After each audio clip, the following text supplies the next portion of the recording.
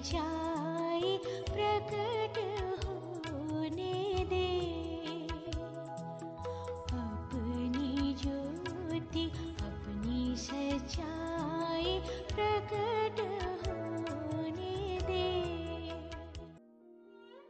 परमेश्वर के रहस्य बांटिए भाई भक्त सिंह के द्वारा। नवंबर 19।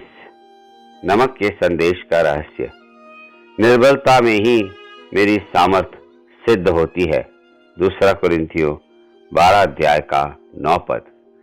मेरे मन फिराव के बाद मैं 2 साल तक परमेश्वर से यह प्रार्थना करता रहा कि वह मुझे उसके सामर्थ्य का रहस्य दिखाए, जिससे कि मेरा जीवन जयवंत और फलवंत हो सके। 2 साल तक प्रार्थना करने के बाद प्रभु एक रात मुझे मिला और उसने मुझसे बात की। भक्त सिंह, मुझे बता कि तेरे पाप कैसे क्षमा हुए थे। मैंने जवाब दिया, प्रभु, मैंने ये अंगीकार किया था कि मैं पृथ्वी पर जी रहा सबसे बड़ा पापी था। मैंने ये मान लिया था कि मेरे पापों के लिए तूने अपना लहू बहाया और मेरे पापों को क्षमा किया था। प्रभु ने मुझसे कहा, अब मुझे बता, क्या तू यह मानता है कि तू पृथ्वी का सबसे निर्बल व्यक्ति है और तुझमें कोई सामर्थ्य नहीं है? उसी क्षण मेरे सारे संदेह दूर हो गए और मेरे प्रभु के बिना मैंने अपनी निर्बलता और असहायता को जान लिया। वह बहुत विश्वास योग्य है और वह मेरी निर्बलता को जानता है और उसने मुझसे कहा, मेरी कृपा तेरे लिए काफी है। किसी भी व्यक्ति के लिए यह कृपा भरपूर है, पर्याप्त है।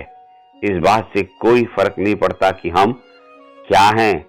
अगर हम सिर्फ नम्र व दीनहीन बने रहें तो उसके हाथ में हम एक अद्भुत पात्र बन सकते हैं। मैं यह कह सकता हूं कि मैं हर एक कदम पर निर्बल और असहाय होता हूं, लेकिन मैं उसकी कृपा में विश्वास करता हूं।